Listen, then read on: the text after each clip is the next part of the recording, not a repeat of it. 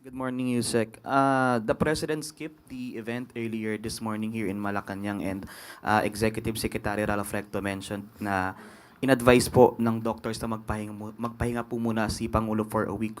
Can you provide us po kung ano po yung specific improvements sa kalusugan ng Pangulo based on the notes of his medical team? Ngayon po, umaten po siya sa oath-taking po ni General Natates Jr. Kaya masasabi po natin na gumaganda, umiigi, umaayos po ang kalusugan ng Pangulo. Matapos po siyang ma-diagnose ng doktor patungkol sa diverticulitis. Wala po ba siyang na-mention kung nakakaramdam po ulit siya ng mga pain or any pananakit sa katawan? Sa akin, personally po, wala po. One last lang, ma'am. May kumalat din po kasi na message yesterday to some reporters saying the president's acute diverticulitis has deteriorated severely due to drug use. Nagkaroon din umano ng cyst and showed clear sign of perforation, which could lead to a life-threatening complication if not addressed immediately. How true is this, ma'am? Anong source natin yan? May mga, sa Viber lang po, ma'am, may mga naka-receive po sa iba sa amin from a unknown number. O, kung unknown number yan, di unknown din ang source niyan. So kung unknown ang source niyan, so malamang gumagawa ng kwento yan. So huwag natin masyadong paniwalaan ng mga kumakalat sa social media nang walang hindi verified at walang ibang source. Last na lang, ma'am. Can we expect the President po na umattend ng mga activities outside the palace this week or next week? Sa ngayon po, hindi po natin masasabi. At ang sabi nga po ni E.S. Ralph Recto ay pinapa-relax muna ang ating Pangulo. Pero sabi po natin, umattend po siya ng activity ngayon, nakakapagkaroon po siya ng private meetings. So umiigi po ang kalusugan ng Pangulo. Thank you. Reminder lang po, one question and one follow-up. Next po, Tuesday New, DCWB. Hi ma'am, follow-up lang po sa health condition ni Pangulong Marcos.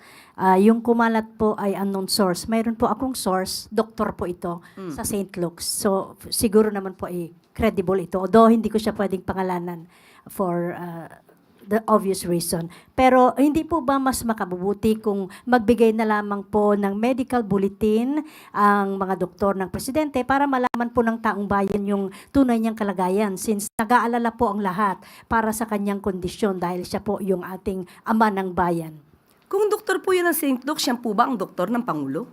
Hindi po tayo maaaring magbigay ng anumang opinyon kung hindi naman manggagaling mismo sa doktor ng Pangulo at hindi manggagaling sa Pangulo. Sinabi po ng Pangulo, hindi po life-threatening, nakaramdam po siya ng konting sakit, at yan naman po ay tinutugunan ng kanyang mga doktor. At ngayon po ay nakikita natin sa iba-ibang pang activities, katulad po ng oath-taking, sa harapan po mismo ni General Natates, makikita at naka-attend pa po siya ng EDC. Halos umabot po yata ito ng 2 oras. So, hindi po tayo makakatugon sa mga source na hindi nababanggit kung kanino galing. Yung medical bulletin from the doctors themselves po, hindi ba pwede mas makabubuti kung sila na mismo ang magbigay ng medical bulletin? Sa ating pagkakaalam po, pagka naglabas ng medical bulletin, dapat si serious illness. Kung sinabi ng Pangulo na hindi to life-threatening, so ba't kailanganin po sa ngayon ang medical treatment? Medical bulletin. Samantalang kami naman po ay nagpo-provide sa inyo kung anong ang kalagayan ng kalusugan ng Pangulo. Mas reliable po kasi pag doktor ang nagsalita, ma'am. Mas reliable po siguro mismo ang Pangulo nagsasabi kung ano po ang kanya nararamdaman. Pero hindi naman siya doktor, ma'am. So, Pero siya, katawan niya naman po yun. okay. Next question po, Maricel Halili, TV5. Good morning. Ma'am, follow-up. Yesterday, you mentioned po na back to normal na yung activities ni PBBM, but it seems that he's still choosing which activities to attend.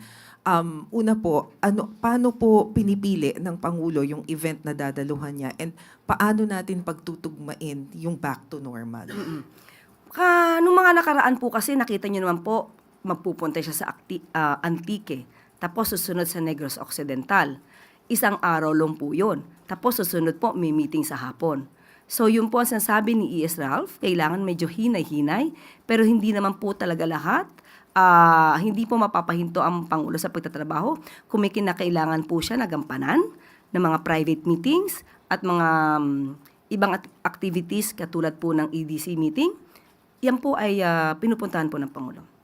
Kasi for example, yung kanina ma'am, within the palace lang naman yung event. So why did the President decide to skip the event kahit na nasa loob lang siya ng palasyo. So ano po yung nagiging factors to decide na okay, pwedeng dumalo ditong Pangulo, dito wag muna? Nasa prerogative na po ng Pangulo yon. Kung nararamdaman niya po na ito muna ay dapat atinan muna ng mga alter ego ng Pangulo, yun po. Yun naman din po ang in-explain ni E.S. Reflecto.